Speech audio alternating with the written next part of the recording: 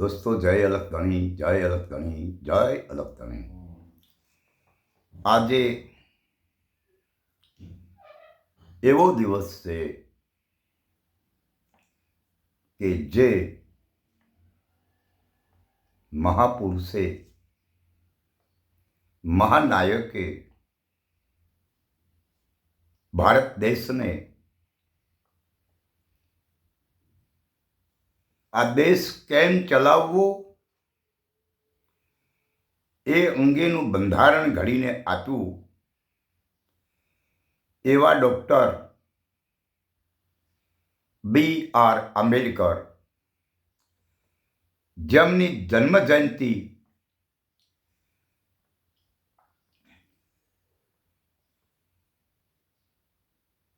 આજે તારીખ 14/4/2024, 133મી જન્મ જયંતિ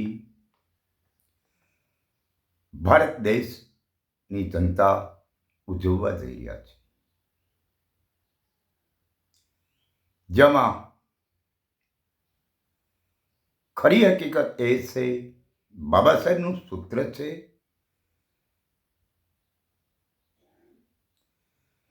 કે શિક્ષિત બનો, સંગઠિત બનો અને પછી સંઘર્ષ કરો. ત્યારે આ સમાજમાં નેતાઓ બનવાની કોશિશ કરતા હોય, પોતાનું વર્ચસ્વ જમાવવાની વિચારધારાવાળા ડૉક્ટર બાબા સાહેબની વિચારધારાનું નામ આપી અને પોતાને મહાન બનવાની કોશિશ કરતા હોય એવા લોકો અલગ અલગ પ્રકારના સંગઠનો બનાવી રહ્યા છે. ત્યારે બાબા સાહેબની વિચારધારા જે રહીને એ તો સમગ્ર અનુસૂચિત સમાજ, અનુસૂચિત જનજાતિ, આ દરેકને સંગઠિત થવાનું કીધું છે, બધાને ભેગા થવાનું કીધું છે, બધાને એકતાના બેઝ ઉપર ચાલવાનું કીધું છે. જેમ રામદેવજી મહારાજે કીધું અરજીને કે હે હરજી ભક્તિ કરતો અગમ ભેદને જાણ, આ ધર્મ છે જૂનો ને પંથ નિજાર જાલ. હે અરજી, તારે ભક્તિ કરવી હોય ને તો આ ધર્મ જૂનો છે અને માર્ગ તું નિજારનો ચાલી લે, અને પછી હું કહું ને એ વચનો મહાન. એટલે એ જ રીતે બાબા સાહેબે જે આપણને રાહ બતાવ્યો છે, જે રસ્તો બતાવ્યો છે, અને બાબા સાહેબે જે કીધું છે ને એ જ કરવું જોઈએ. સંઘર્ષ કરવો છે પણ સંગઠિત થઈને. એક ગામમાં 5 પ્રકારના સંગઠનો હોય તો એ વિરોધીઓને ફાવવા માટેની નિશાની છે. નહીં કે તમે સમાજને ઉગારી શકો, યગાર તો સમાજની સાથે તમે સહમત થઈ શકતા ન હો તો તમે સમાજને ઉગારી કેમ શકો? અને સંગઠનો જ્યાં સુધી અલગ પ્રકારના હશે, એકતાના પ્રતીક નહીં હોય, એકતાનું સંગઠન નહીં હોય, ત્યાં સુધી બાબા સાહેબની વિચારધારાની વાત કરવી એ શરમજનક છે. ભારત દેશની જનતામાં વિચારવાની જરૂર છે કે ડૉક્ટર B.R. આંબેડકરે આપણને ક્યાં લઈ જવાનું કીધું છે ને શું કરવાનું કીધું છે. બાબા સાહેબે કીધું છે કે ભાઈ સંસદ સુધી પહોંચી જાઓ અને આ પછાત સમાજનો અવાજ ઉઠાવી અને પાર્લામેન્ટમાં રજૂ કરો. આજે બાબા સાહેબના નામ ઉપર બાબા સાહેબે બતાવેલા રાહને બદલે પોતાના રોટલા ચેકવાનું કામ થઈ રહ્યું હોય એવું દેખાય છે. બાબા સાહેબે આપેલી જે બક્ષિસ, અનામત બેઠકો જીતી અને બાબા સાહેબનો વિરોધ કરવાવાળા પક્ષને સહાનુભૂતિ આપી રહ્યા છે. પાર્લામેન્ટમાં બેઠા બેઠા બધું સાંભળે છે, પણ વિરોધ કરવાની કોઈનામાં તાકાત નથી. અરે વિરોધ નથી કરવો, સત્ય છે એ તો કહેવું જોઈએ ને, પણ એ કહેવાની કોઈનામાં હેસિયત નથી. જે બાબા સાહેબના બંધારણના આધારે આજ ભારત દેશ ચલાવી રહ્યા છો અને સત્તા આરૂઢ કરી રહ્યા છો, એ જ લોકો આજ બંધારણ બદલવાની વાત કરી રહ્યા છે. શું બંધારણમાં ઘટે છે?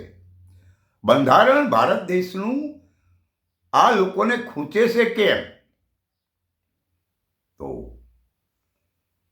Doctor B.R. આંબેડકર કાયદા પ્રધાન હતા ત્યારે જેમને સ્ત્રીને સમાન અધિકારનું બિલ રજૂ કર્યું, ત્યારે આ લોકોએ એનો વિરોધ કર્યો હતો. એટલે સાબિત છે કે સ્ત્રીને સમાનતાનો અધિકાર આપવો એ અમને ગમતી વાત નથી. અને ત્યારે બાબા સાહેબે કાયદા પ્રધાન પદેથી રાજીનામું આપી દીધું હતું. આજ વર્તમાન સરકાર, જેને ખરેખર વિચારવું જોઈએ કે કોઈ એક નેતા હાટું થઈ અને ભારતની જનતા વિફરે અને પોતાના ન્યાય માટે રોડ ઉપર આવવું પડે, તો ભારત સરકારે આ જનતાના અન્યાય થયેલા પ્રશ્નનું નિરાકરણ લાવવું જોઈએ. નહીં કે જેનાથી આ જનતાને રોડ ઉપર આવવું પડ્યું હોય એને સાચવવાનું કામ કરે છે. આ તો આજે એક પ્રકરણ ચાલી રહ્યું છે, બધાયના આંદોલનો ચાલ્યા બહુ, દલિત સમાજનું આંદોલનો થયા, પટેલ સમાજના આંદોલનો થયા, આદિવાસી સમાજના આંદોલનો થયા, પણ નિરાકરણ નહીં, ભાગ પાડવા સિવાય બીજું કામ નહીં. તો ક્ષત્રિય સમાજના હાલના વર્તમાન સમયના આંદોલનમાં પ્રતિનિધિત્વ કરતા હોય એવા રાજપૂત સમાજના અગ્રણીઓને મારો સંદેશ છે કે તમે ગૌરક્ષક પ્રજાપાલ હો, ક્ષત્રિયો ગૌરક્ષક અને પ્રજાપાલક હો, તો એ જરૂર વિચારજો. હવે તમે મેદાનમાં તો આવી જ ગયા છો, પણ જો તમે ન્યાય નહીં મેળવો ને, તો આ ભારત દેશની પ્રજાની હાલાત ખરાબ થઈ જશે. કારણ કે પછી એમને કોઈનો ભય નહીં રહે. પછી તો એમની સરમુખત્યારશાહી ચલાવવા માટે તત્પર છે. હવે તમારી વાત બાકી હતી ક્ષત્રિય સમાજના આંદોલનની, એ પણ આજ મેદાનમાં પૂરી થઈ ચૂકી છે. હવે આમાં સફળતા નહીં મળે ને, તો આ ભારતની જનતા નાના સમાજ જે રહી એની સ્થિતિ કેવી સર્જા છે એ ઊભી કરી છે તમે એવું માનવામાં આવશે ક્ષત્રિયોએ. કારણ કે તમે, હું એવું નથી માનતો કે ક્ષત્રિય સમાજની બેન દીકરીની સામે ટકોર કરી છે અને તમે મેદાનમાં ઉતર્યા. હું તો એવું માનું છું કે ડૉક્ટર B.R. આંબેડકરે ભારતની તમામ બહેનોને સમાનતાનો અધિકાર આપવાનું જે બિલ રજૂ કર્યું, એ બિલ વખતે આ લોકોએ તે બિલનો વિરોધ કર્યો હતો. અને એ જ લોકો આજે એવા શબ્દોનો ઉપયોગ કરી રહ્યા છે. શા માટે? એમને રસ નથી. અને આજે તમે એને પડકાર્યો છે. જે તે સમયે ડૉક્ટર બાબા સાહેબે કાયદા પ્રધાનમાંથી રાજીનામું આપ્યું હતું, આજે તમે એ વાતને ઉઠાવી છે. તો જો ઉઠાવી હોય અને ભારત સરકારને લલકારી હોય, તો ક્ષત્રિયો તમારી નેમને પૂરી કરજો. નહીતર સમાજના નાના માણસોની સ્થિતિ ખરાબ થઈ જશે. હા, હું વિવાદના મેદાનમાં જવાનું નથી કરતો, પણ જે વાત એ કેટલી જ છે કે ભાઈ રૂપાલા સાહેબને ટિકિટ ન આપો. આટલો બધો જનતા આક્રોશ કરે એમ છતાં તમારે રૂપાલા સાહેબને હાથવવાની કઈ જરૂર છે? માટે મારી ભારત સરકારને વિનંતી છે કે આ જનતાનો આક્રોશ, ક્ષત્રિય સમાજનો આક્રોશ એને ધ્યાને લઈ ખરેખર રૂપાલા સાહેબને ટિકિટ ન આપવી જોઈએ. આટલું કરી વાળો. અને એમાં તમને તકલીફ ક્યાં થાય છે? આનો અર્થ એવો થાય છે કે તમે રૂપાલાને ચાહો છો, આ ભારત દેશની જનતાને નહીં. અને જો તમે ભારતની જનતાને ચાહતા હોત ને તો ક્યારના એ રૂપાલા સાહેબની ટિકિટ રદ કરી દીધી હોત. પરંતુ તમે એવું કરવા સશક્ત નથી, સામર્થ્ય તમારામાં છે કે નથી એ તો હું ના કહી શકું, પણ તમે એવી તૈયારી નથી બતાવતા. તમે એવું કહેતા નથી કે હાલો રૂપાલા સાહેબને ટિકિટ રદ, પણ નથી કરતા.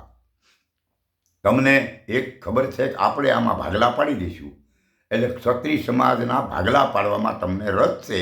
આમની ખૂટે છે ક્યાં? એક ગોતી અને પછી આમને વેરવિખેર કરવા, એ તમારી નૈતિકતાનું અને તમારું એ ધ્યેય છે. પણ ક્ષત્રિય સમાજને મારી વિનંતી છે કે એક થઈને મેદાનમાં જો આવ્યા હો તો ક્ષત્રિયો તો ભાઈ ચોરીના મંડપમાંથી એ ચોરીની વરમાળ તોડી અને તલવાર ખેંચી અને મેદાનમાં જાય.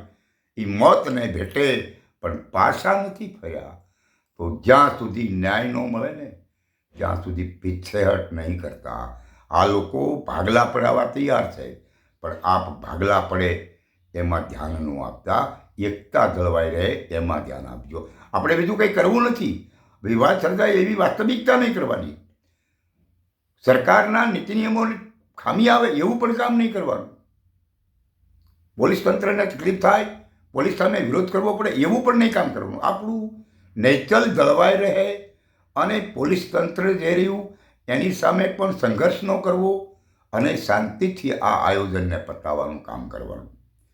સરકારને મારી પણ વિનંતી છે કે આજે આ ડૉક્ટર બાબા સાહેબ આંબેડકરની 133મી જન્મજયંતિ નિમિત્તે ભારત દેશ જ્યારે આ જન્મજયંતિ ઉજવવા જઈ રહ્યો છે, ત્યારે આજ મારી ભારત સરકાર સામે અપીલ છે કે આપ એક નાનું એવું કામ તમારી દૃષ્ટિમાં, પછી કદાચ વિશાળ હોય તો મને ખબર નથી, એક રૂપાલા સરકારની, રૂપાલા સાહેબની ટિકિટ રદ કરો. એટલે આપોઆપ આ વિવાદ શમી જશે. અને આ વિવાદને શમવા માટે એક જ કામ કરવાનું છે, રૂપાલા સાહેબની ટિકિટ રદ કરવાની છે. અને એ તો કરો, આટલું તો કરો, જાહેર જનતા માટે કરો, અમારી માટે નહીં. જનતાના વિવાદ ઊભો થયો છે, જનતામાં જે આક્રોશ ફેલાયો છે એને સમાવવા માટે કરો. જય અલગ તણી, જય અલગ તણી, જય અલગ.